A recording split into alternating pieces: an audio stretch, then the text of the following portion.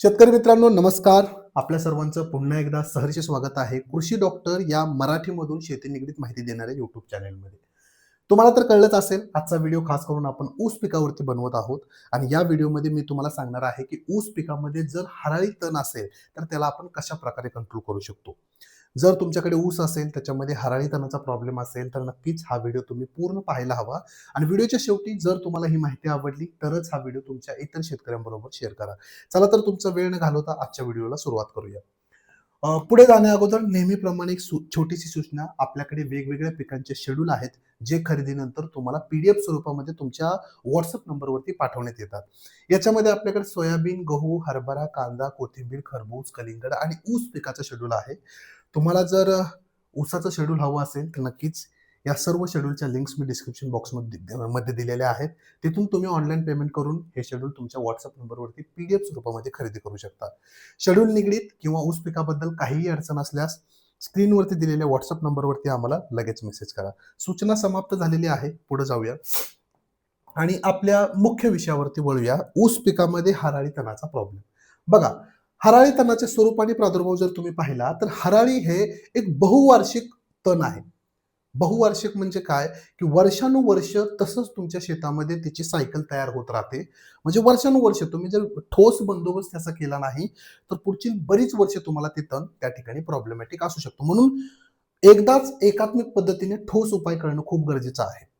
हे जमिनीवरती पसरतं. जमिनीखालील वेगवेगळे रायझोम्स म्हणजे त्याच्या मुळ्या असतील, काड्या असतील ते तयार करतं. जमिनीवरील जे स्टोलन्स असतात त्याच्याद्वारे ते वेगाने पसरतं. म्हणजे ह्याची खासियत जर तुम्ही बघितली, ह्यातला काही गाठी नसतात. याची एखादी जरी काडी तुमच्या जमिनीवरती पडलेली असेल तरी एका काडीपासून पुन्हा एक नवीन गवत त्या ठिकाणी निर्माण होतं. म्हणून याचा समूळ नायनाट करणं खूप गरजेचं आहे.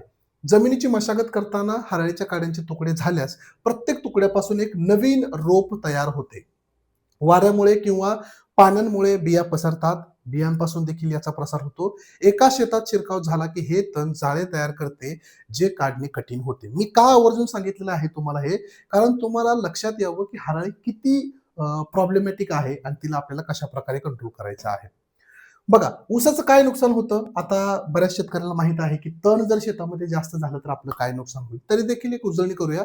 हराळी ऊसाला द्यावयाची जी काही नत्र, स्फुरद, पालाश म्हणजे वेगवेगळी जी काही खतं आहेत त्यांच्यामध्ये स्पर्धा करतं. हराळी तणामध्ये नव्हे इतर सर्व तणामध्ये पिकापेक्षा 7 पटीने जास्त क्षमता असते जमिनीतील पाणी आणि अन्नद्रव्य खाण्याची. म्हणून खूप मोठ्या प्रमाणामध्ये आपल्या मुख्य पिकाबरोबर हे स्पर्धा करत असतं.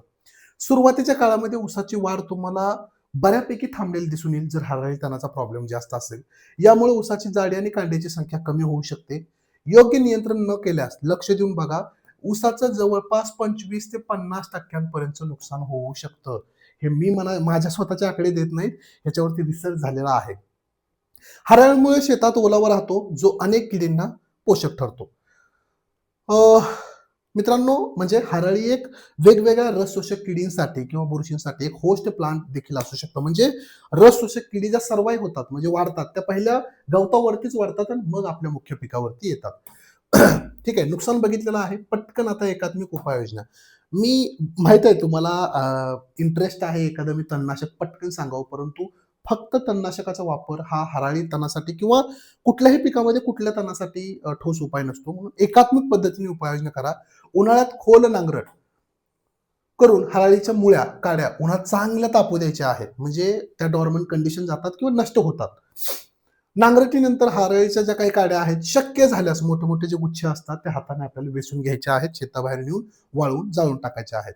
ऊसात सावली निर्माण करणारी आंतरपिके तुम्हाला घ्यायची आहेत. म्हणजे काय? तुम्ही जर ऊसामध्ये ताग, धेंचा, सोयाबीन अशी सावली निर्माण करणारी पिकं जर घेतली, तर त्याच्या खाली हराळीची वाढ होत नाही.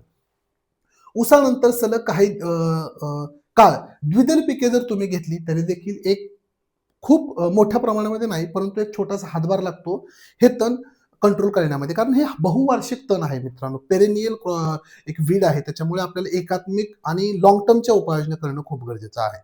जर बघा, जर तुमचं शेत मोकळं असेल म्हणजे लागवड करण्यापूर्वी मोकळ्या रानामध्ये ओल असताना किंवा पाणी देऊन तुम्ही फवारा.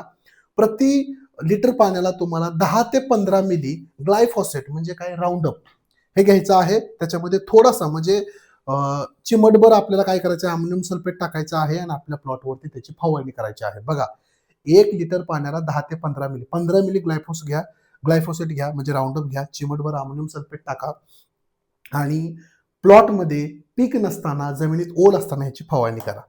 ठीक आहे, हे झालं लागवडीपूर्वी. पण जर आता तुमचं ऊस पीक उगवून आलेलं आहे, उभ्या ऊस पिकामध्ये जर हरळीचा प्रॉब्लेम असेल तर मार्केटमध्ये भरपूर सारी तणनाशकं आहेत. पण मला वाटतं की सगळ्यात बेस्ट ऑप्शन आहे वेन्सिट कंप्लीट म्हणून BASF कंपनीचं एक तणनाशक आहे.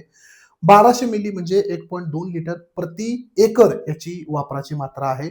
जमिनीत ओल असताना किंवा शक्यतो पाणी देऊन ह्याची फवारणी करायची आहे. हा झाला पहिला पर्याय. दुसरा पर्याय आणखीन एक आहे. BASFचं टिंजर 30 मिली अधिक फ्लक्स 500 ग्रॅम 200 लिटर पाण्यासह 1 एकरसाठी आपल्याला फवारणी करायची आहे. एकतर वेन्सिट कंप्लीट नसेल तर टिंजर किंवा फ्लक्स या दोन्हीपैकी कुठलाही एक पर्याय निवडा. शक्यतो वेन्सिट कंप्लीट मिळते का बघा. हरळीला उत्तम त्या ठिकाणी तुम्हाला कंट्रोल मिळालेलं दिसून येईल. मित्रांनो, ऊस लागवडीनंतर नक्कीच तुम्ही 25 ते 30 दिवस झाल्यानंतर तुम्ही याची फवारणी करू शकता. वारंवार सांगतोय जमिनीत ओल असताना तुम्हाला फवारणी करायची आहे. ठीक आहे. मला वाटतं एवढी माहिती पुरेशी आहे ऊस पिकामध्ये हराळी तण कंट्रोल करण्यासाठी.